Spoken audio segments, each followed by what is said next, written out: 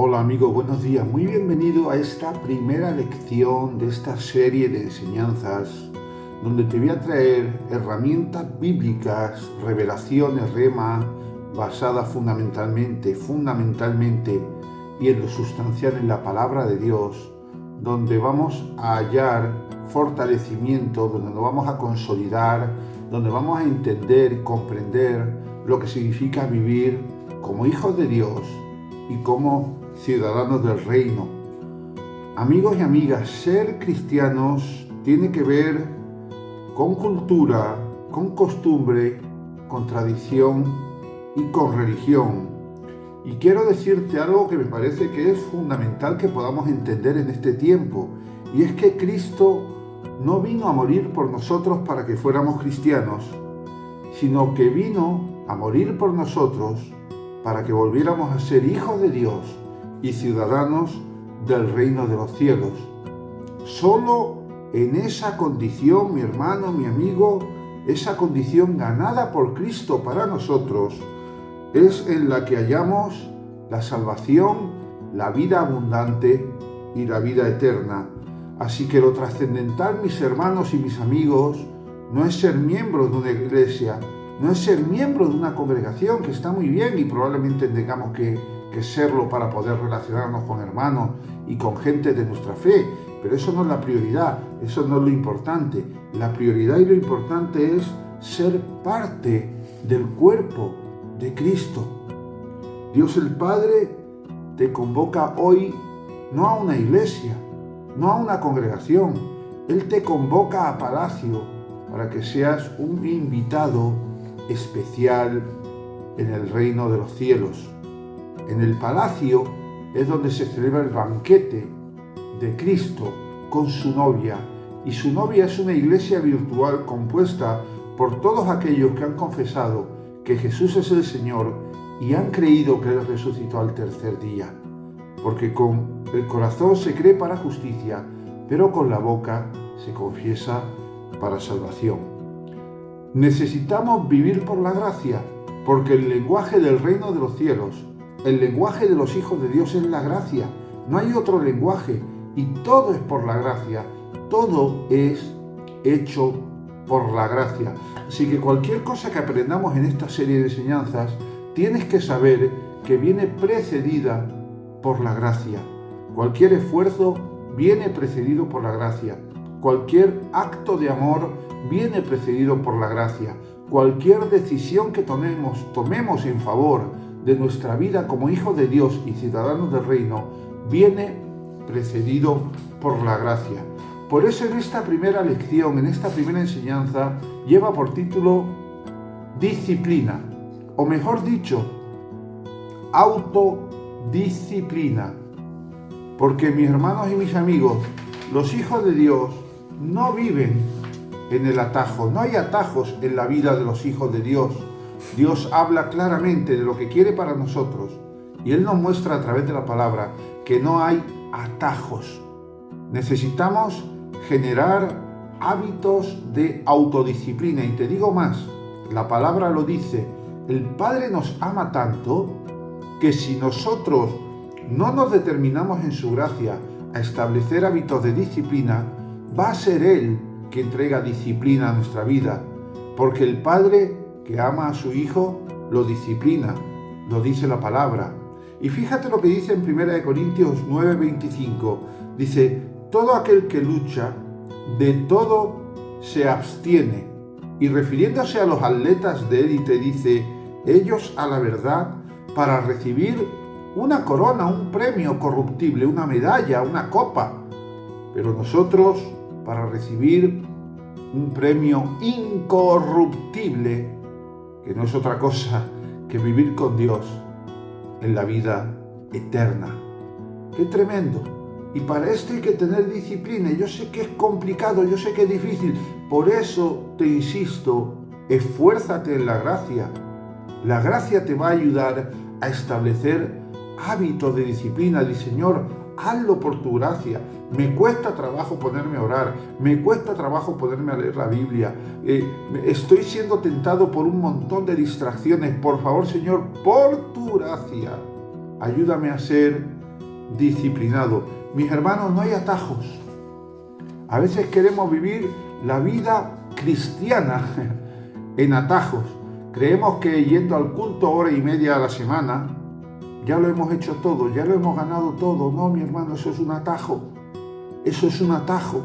No, fíjate que la palabra dice en Gálatas 6:9, no nos cansemos pues de hacer bien, porque a su tiempo segaremos si no desmayamos. En el griego dice exactamente, procura hacer lo excelente. Amigo y amiga, un hijo de Dios siempre procura hacerlo lo mejor posible y hacer lo excelente. En Hebreos capítulo 12, versículo 1 dice, por tanto, nosotros también, teniendo en derredor nuestro tan grande nube de testigos, despojémonos de todo peso y del pecado que nos asedia y corramos con paciencia la carrera que tenemos por delante. Qué tremendo es que la senda de los justos es como la luz de la aurora, que conforme avanzamos cada vez es menos oscura y cada vez hay más luz. Me gusta mucho Hebreos 12:1 porque en el griego cuando habla de tan grande nube de testigos está hablando de que estamos rodeados de gente que está muerta. ¿Muerta cómo? Muerta espiritualmente. ¿Por qué? Porque no han conocido a Cristo y por lo tanto no han nacido de nuevo y por lo tanto siguen viviendo muertos en sus delitos y sus pecados. Pero los que hemos conocido a Cristo hemos sido puestos como hijos de Dios y como ciudadanos del reino de los cielos en medio de ellos para traerles el mensaje de la salvación. Por eso no caigas en la trampa de la ley. La ley te dice, aléjate de los pecadores. Pero los hijos de Dios, mi hermano, como tú y como yo, no se separan de las personas. No se separan de los muertos. Vivimos entre muertos y Dios nos va a usar y nos usa para con el mensaje de la cruz traerles vida y volverlos a traer a la vida por medio del mensaje del Evangelio, de la buena noticia del Evangelio de la gracia y el Evangelio del reino. Por eso no caigas en la trampa de los religiosos que se alejan de la gente. Dice, uy, son pecadores, yo me alejo de ellos. No, hay que estar en medio de ellos. ¿Pero qué dice Hebreos 12:1? Dice que te despojes de todo peso y del pecado que nos asedia. No te alejes de las personas. Un hijo de Dios no se separa de las personas, sino que se separa de los pecados de las personas. No participan de los pecados de las personas, porque si nos separamos de las personas nunca podremos llevarles el mensaje del Evangelio y nunca se podrán salvar. La ley te dice eso, uy, qué pecadores, aléjate. A Jesucristo se lo reprochaban, le decían, Jesucristo se sienta a comer con prostitutas y con publicanos y con gentiles, los religiosos de ese tiempo. ¿Qué hacía Jesucristo? Se sentaba con ellos, comía con ellos, le compartía la palabra, oraba por ellos, los sanaba, les enseñaba, pero no participaba de sus pecados. Jesucristo se había despojado del pecado de ellos, pero estaba con ellos. Así que haz siempre lo excelente y no te separes de las personas, pero no participes en su pecado. No hay atajos para un hijo de Dios. Dice en Proverbios 14:12, hay camino que al hombre le parece derecho, pero su fin es camino de muerte. Cuidado, porque son muchos los caminos que nos llevan a la muerte, pero solo hay un camino de vida, Jesucristo. Él dice, yo soy el camino, la verdad y la vida. Así que siempre en la excelencia de tu testimonio, en el hecho de no separarte de las personas, sino del pecado de las personas, no participar del pecado de las personas. Acuérdate que el único camino es Jesucristo. Mateo 7, versículos 13 y 14 dice, entrad por la puerta estrecha, porque ancha es la puerta y espacioso el camino que lleva a la perdición, y muchos son los que entran por ella. Cuidado, porque la puerta del mundo es muy ancha, y a veces la propia iglesia es la que ensancha la puerta del mundo, porque nos vende a veces un evangelio descafeinado, un evangelio edulcorado, el evangelio de los campeones, el evangelio de los que nunca pierden, el evangelio de los que nunca tienen que renunciar a nada. Y ese no es el evangelio. El evangelio es mucho mejor, es mucho más que todo eso. El evangelio es la buena noticia de la cruz, de la obra de Jesucristo en la cruz, que todo el mundo tiene que conocer y que por la gracia va a hacer que por amor a Dios el Padre, a Dios el Hijo Jesucristo y a Dios el Espíritu Santo, comencemos en esa senda de los justos a ir dejando cosas en las cunetas para caminar livianos en pos primero del propósito y en segundo lugar de la vida eterna. Dice, porque estrecha es la puerta y angosto el camino que lleva a la vida y pocos son los que la hallan. Escúchame bien, qué bonito es esto, lo que la palabra nos está diciendo.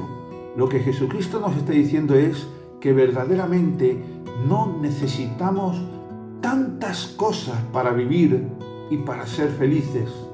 En este mundo en el que vivimos nos enseña o nos están enseñando que necesitamos muchas cosas para ser felices.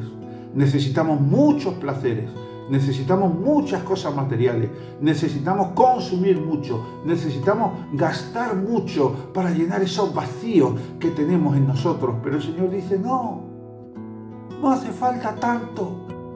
Tómame de la mano, camina conmigo. Eres un hijo de Dios, un ciudadano del reino, un miembro del cuerpo de Cristo, eres parte del cuerpo de Cristo. Yo por mi gracia, en el trono de la gracia, te voy a proporcionar todo lo que tú necesites. No, la vida de un hijo del reino no hay atajos. Mi hermano, mi amigo, no hay atajos. Hay que procurar, hay que pedir la ayuda al Señor para tener una disciplina de oración, una disciplina de leer la Biblia, una disciplina de escudriñar, de meditar en su palabra. Esa es la puerta estrecha. Ahí vamos a hallar toda la felicidad, todo el gozo. Despojémonos del peso de pecado, de todo peso y del pecado que nos asedia. Tenemos que comenzar a tomar decisiones que establezcan hábitos en nuestra vida, que nos hagan pasar por la puerta estrecha del gozo y la felicidad de Cristo y que nos libere de esas ataduras, de esa esclavitud, de vivir en un mundo que cada vez nos demanda más y más y más y más y que cada vez abre más la puerta. Y no solo me estoy refiriendo a las posibilidades de pecar, que cada vez son más. Me estoy refiriendo a las posibilidades de distraernos con cada vez más cosas que nos alejen de la verdadera alegría y del verdadero gozo del Evangelio. Dice Proverbios 3:5, fíate de Jehová de todo tu corazón y no te apoyes en tu propia prudencia.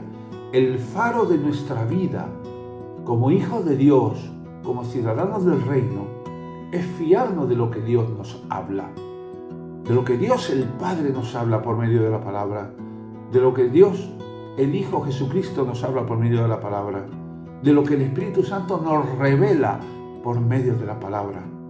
Esto es lo trascendental, lo absolutamente trascendental. Por eso, para fortalecernos, para hallar vida, para vivir una vida plena como hijos de Dios y ciudadanos del reino y miembros o parte del cuerpo de Cristo, necesitamos establecer unos hábitos de autodisciplina. Si tú te alejas de Dios, si tú te alejas de estos hábitos, Dios dice la palabra que te va a atraer con cuerdas de amor.